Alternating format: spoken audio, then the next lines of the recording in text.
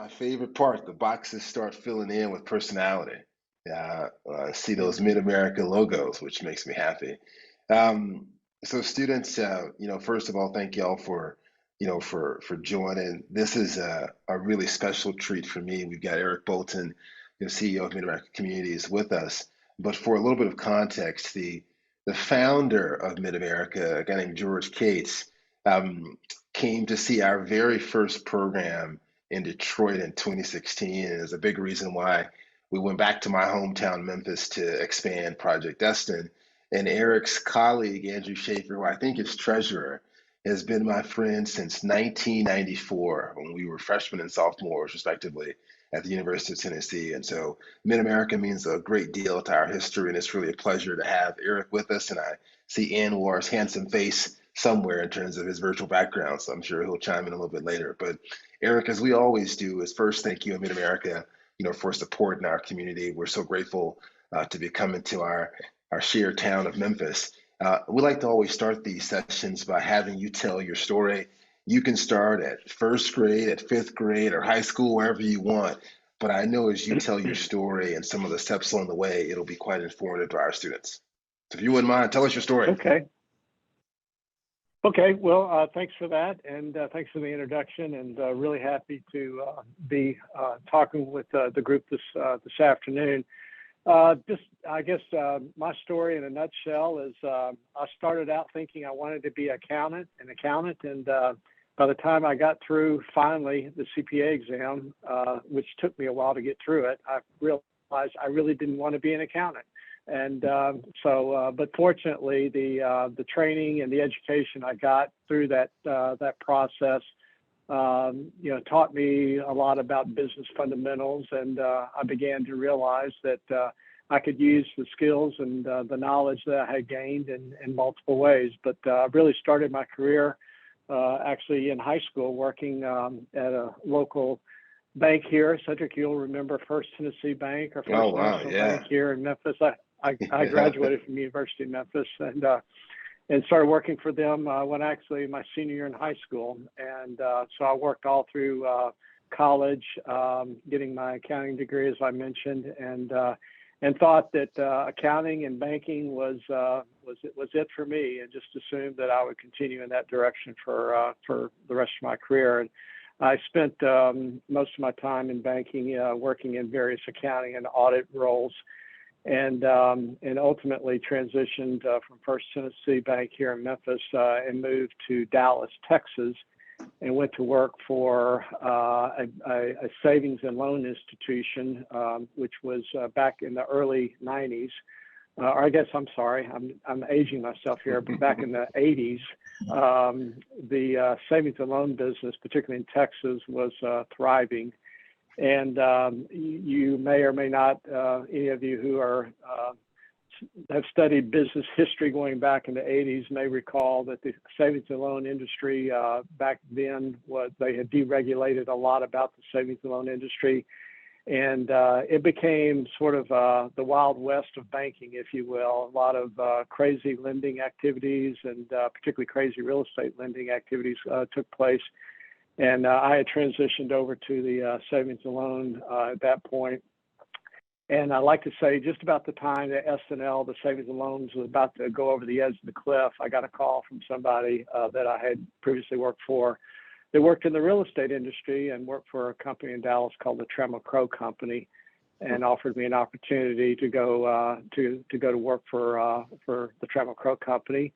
And this was, I guess, in 1987. And I didn't know anything about real estate, but I thought, I could figure it out. And so I went to work for them and was there for about 7 years. And so I've been in Dallas for about 12 years, and Memphis was my home, and my parents lived here, and I was sort of ready to relocate back to Memphis if I could find the right opportunity. And I was fortunate enough to make contact with George Cates, who Cedric mentioned founded our company, and he was just about to take the company public at the time. It was a privately owned company that he had started, and he was about to do an IPO, initial public offering, and take the company public. And so I saw it as a great opportunity. Trouble was I knew nothing about apartments, and that's the business that we're in. I had zero knowledge. I'd never worked in apartments in my life. But George and I hit it off, and I felt like it was an emerging opportunity, if you will. So I made this switch and went to work for this company 28 years ago, and have learned a lot about the apartment business since then. I'm still learning every day, learn more about the real estate company and our real estate in general. And I've also learned about what it's like to work for a publicly owned company and some of the nuances that you have to think about running a public company. George retired, so I've been CEO now for about 21 years, and have been chairman of the board for about 20 years. So it's been a long run, and it's worked out well. So glad to be here.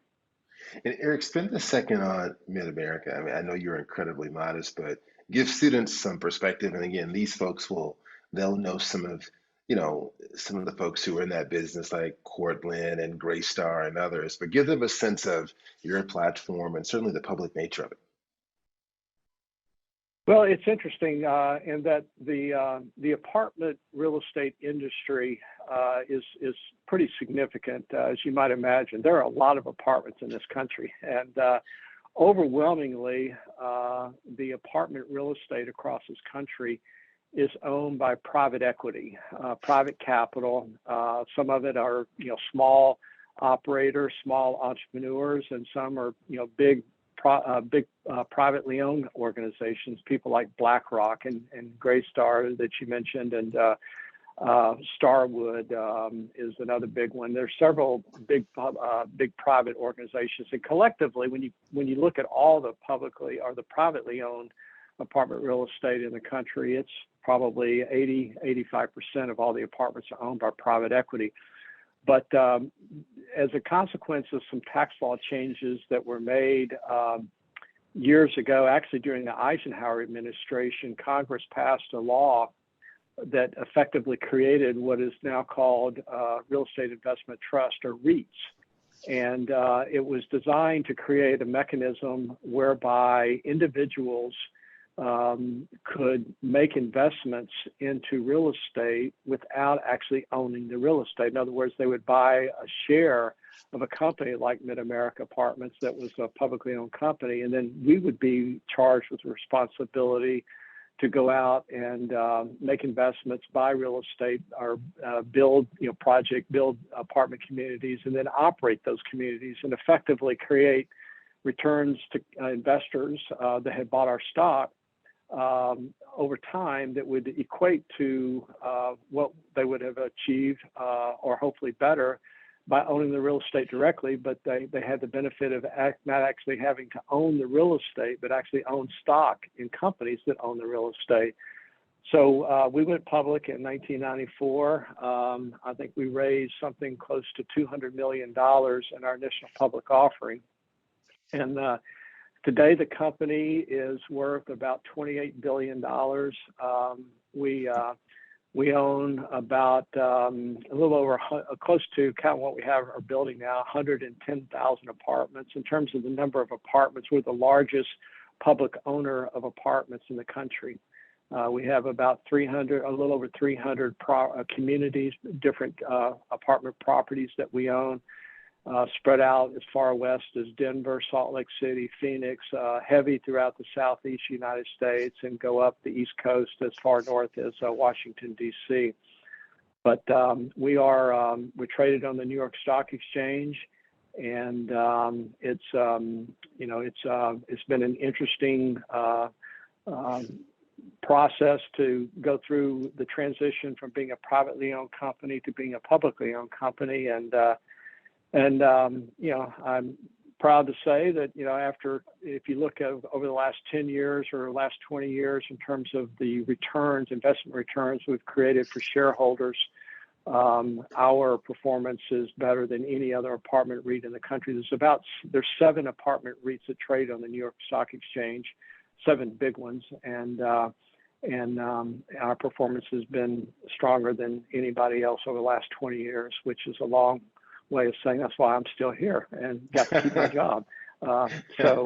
It's being in the public market is a lot more scrutiny that you have to sort of deal with, and a lot more oversight that you have to deal with, which I think is a good thing. It's a healthy thing, but it provides investors, as I said, the ability to get the benefits over time, investment returns on capital equivalent to what you would get if you own the real estate yourself, but you don't actually have to own the real estate. And you're just owning a share of stock, and you can go on your computer and sell or buy the stock like any other publicly owned company at any time you want to.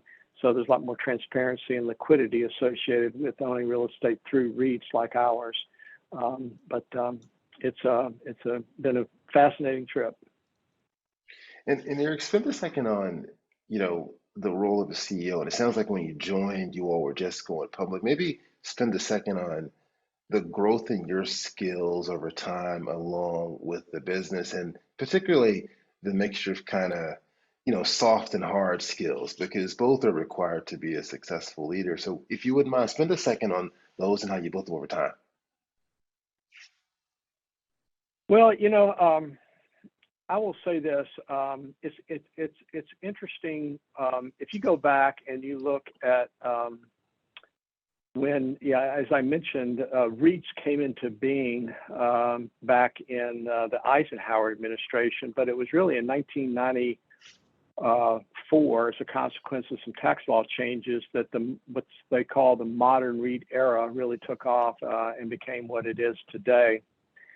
And one of the things that I feel like has always been, there's two things I'd point to that have been really, I think, helpful to me, at least, in being able to have a good career is, my education and sort of background in business, accounting in particular.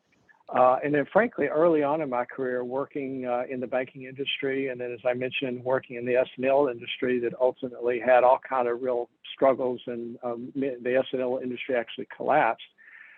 There's, from a business perspective, the thing that I've always taken away from those lessons is you have to approach opportunities, you have to approach challenges with a lot of sort of realism. You have to be honest with the situation you find yourself in, honest with the risk, honest with the opportunities. I know that when I went to work for the Trammell Crow Company, as I mentioned, in Dallas years ago, that was a company that was viewed as incredibly successful. They only recruited and brought people in from three colleges at the time. That was Harvard, Wharton, and Stanford. I mean, and in fact, I got in there from the University of Memphis was a fluke. But the reality I found when I got in there is it was a lot of smoke and mirror, if you know what I mean. There was a lot of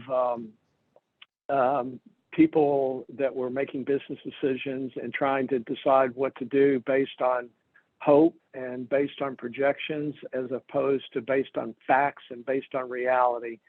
And I think over time, for someone to really have success in a career, you have to, really have a good grasp of business fundamentals. You have to be able to read a profit and loss statement, be able to read a balance sheet, be able to really understand sort of the truth in numbers and the truth in facts. You don't have to be a CPA, or you don't have to be some sort of super accountant, but you have to have a good grasp, I think, of at least for me, it's been helpful to have a good grasp of business fundamentals and a good grasp of reality.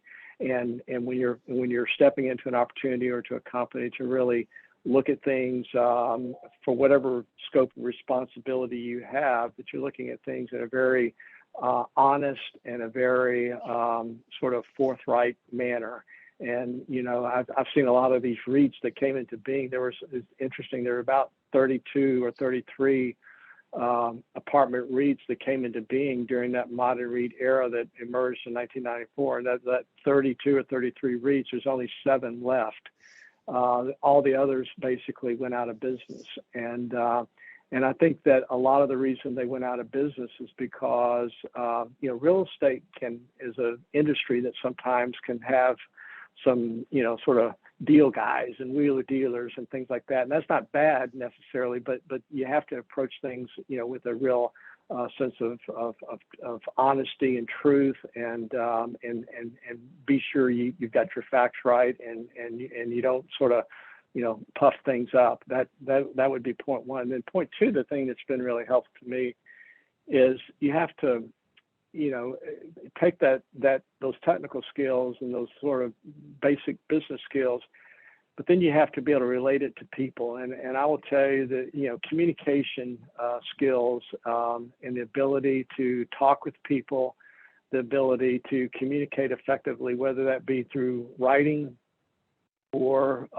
through presentations or through speaking, that's a skill set that I really, really encourage you to develop in every way you can. And I will be honest with you, I was terrible at it, and still learning about it. Coming up through sort of the accounting ranks and focused on numbers like I was at the time, public speaking, and doing a lot of writing shareholder letters and shareholder reports and things of that nature.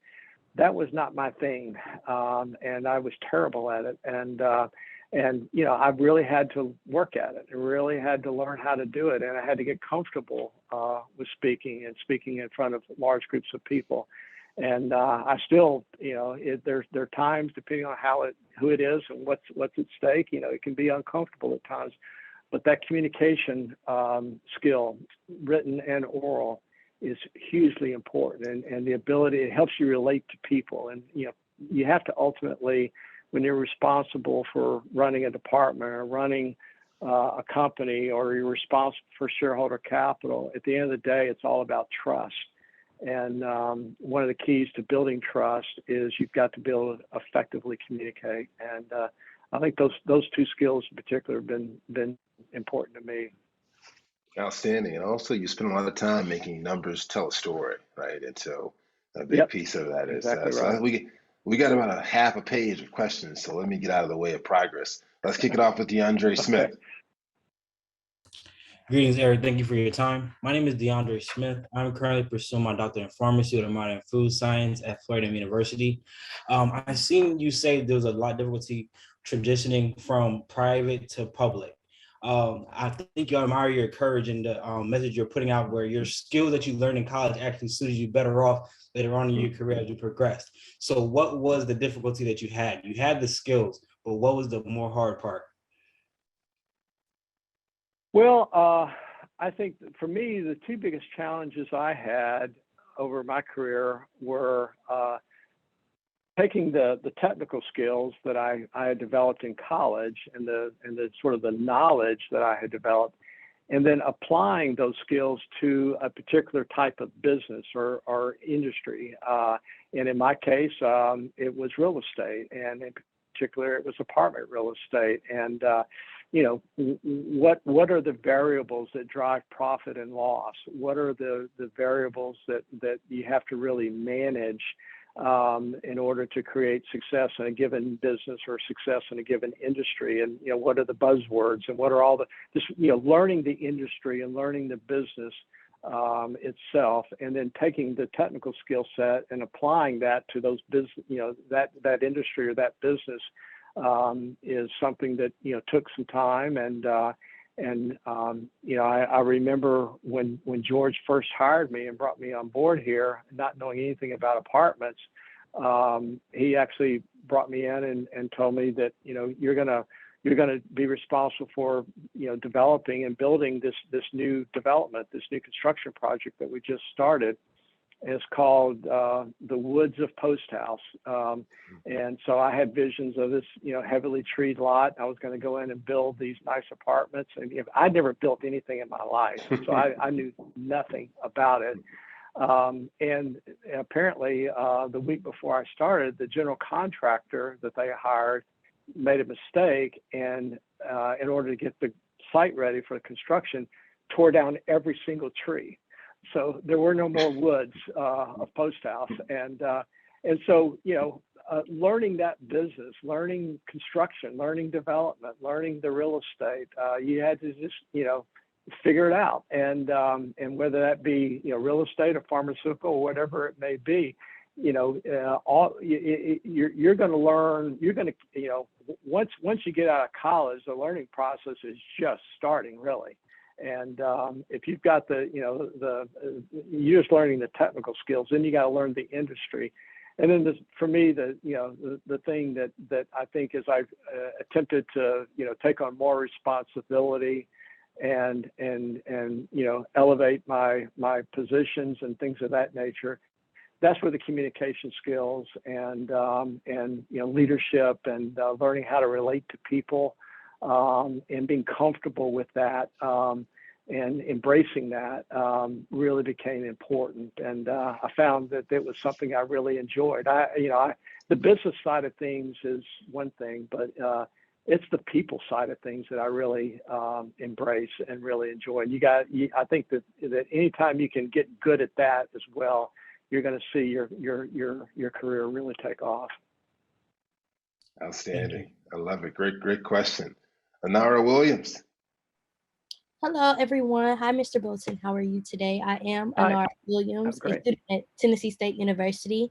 I study food and nutritional science. So I'm a different kind of breed, but I feel like this is all coming together slowly but surely. My question is because first, Anarra, you got to say what team are you on? I mean, I'm sorry. I'm from Team MAA. So home team. My apologies. I'm from Team MAA. So it is such an honor to be on this team.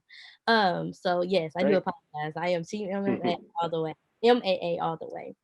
So my question kind of resides on Tennessee State. I just found out that they took away the concentration and major of having real estate embedded in the courses at our university. So my question would be, how do you feel about pushing that on a more universal level so students like myself can get this opportunity at an earlier time or get this information or even have that under their belt in their respective areas? So like I'm a food and nutritional science major. I would love to have a minor in real estate, or I would love to have a double major in real estate. So just kind of wanted to hear your thoughts about that, because I think that's something that is very important and I think that needs to come back, especially at Tennessee State alone. So yeah. Well, I'm sure that whatever the decision-making processes are at any given institution, education institution, to what curriculum and what programs they offer is driven by a multitude of factors, and exactly what leads an organization to offer real estate as a course of study specifically or not. I don't know exactly what drives that. Certainly, I think that the real estate industry is a very, very big industry, and it's a very broad-based industry. And I would argue to any institution that offering a curriculum track that has real estate as a focus would be a great thing for any university to offer, because whether you get involved in real estate from the standpoint of doing development or construction, or just operating the real estate, there's a wide range of roles. There's a huge employment market out there that you can get involved with real estate, doing a lot of different types of jobs, a lot of different types of roles. But you also have a lot of variety in the types of real estate, whether it's apartments or hotels or shopping centers or office buildings or, or industrial warehouses. I mean, there's a huge range of types of real estate as well. So if one were to, if I were sitting in front of the right officials at any given university, Tennessee State University, and suggesting that, one of your objectives in educating students is to get them in a position to, take the next step and launch a career and have success with that career, that I would encourage them to offer real estate because it's such a big industry and it offers such a wide variety of roles and opportunities that they would be well served to offer that as a field of study. But having said that, let me also quickly add, I didn't study real estate in college, and so don't let that stop you. You can take the skills that you learn through college, and I don't care what you study in college, you can use it in real estate some way if you want to. Thank you. Outstanding. Javen Wood.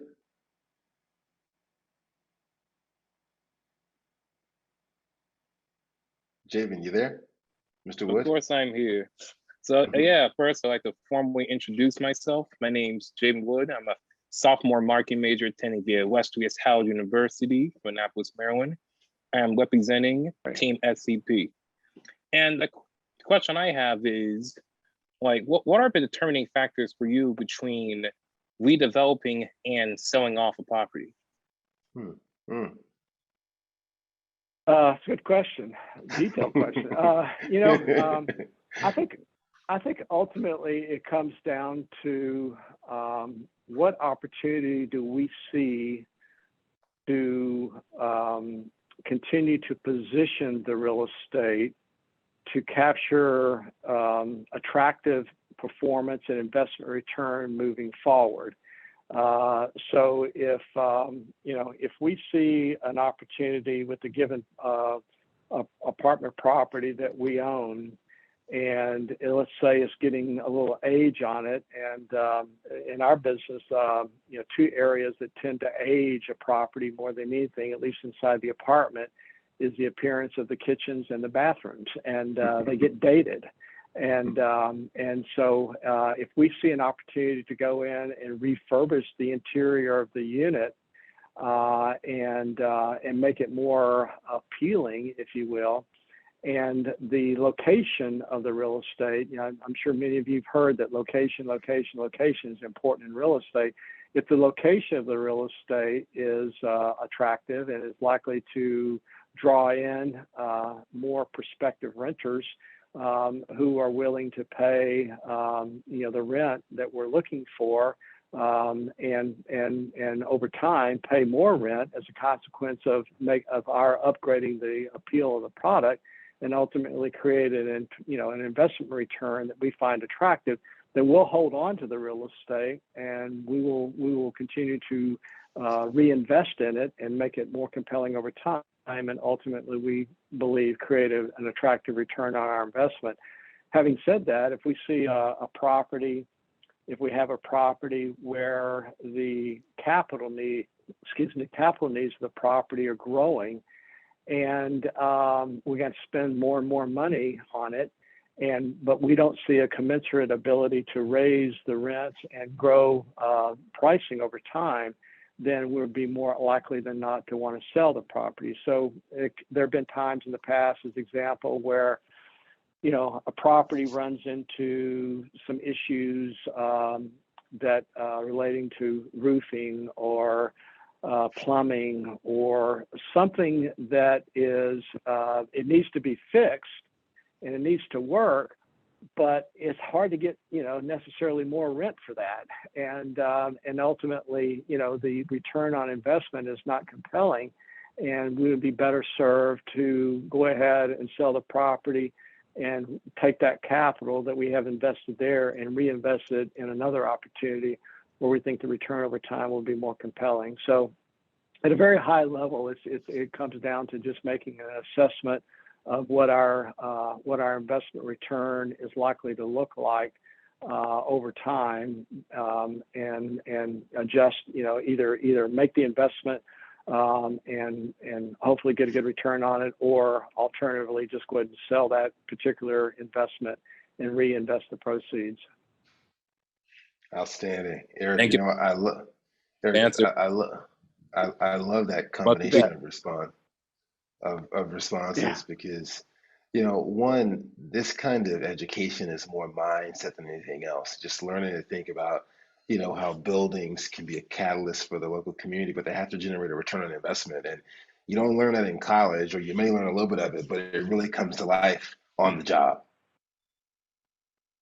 Yeah, it does. And, I will tell you, some of the best investments that we have are some of the oldest properties that we own, because they happen to be, in the locations that we have. A property, an apartment property, is probably 40 years old in Austin, Texas, that George and I looked at it years ago, and it was in bad shape when we looked at it, and needed a lot of work on it, but it was in a terrific location that had a lot of appeal to young people.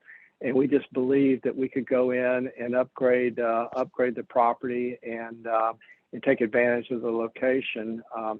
But I think that, one of the things that's important and I think this is one of the things that's unique about the real estate industry, and investors in real estate, whether it be private capital I was talking about a moment ago, or public capital like ours.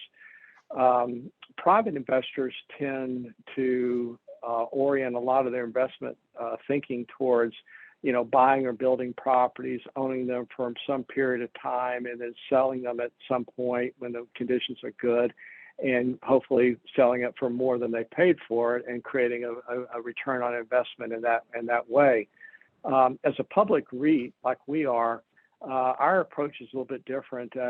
Most everything that we buy, build, we're going to own it for at least 20 years. And so we approach things with a very long-term horizon, and I think, are very concerned about making sure not only that the property is well maintained, but that we're doing all we can to be supportive of the neighborhood and the area that we are located in as well with the investment, because that's a very important aspect of appealing, to someone who wants to live in the area. Yeah, no, it's look, ultimately, again, it comes down to the financial return, which I think is just so critical for students to understand.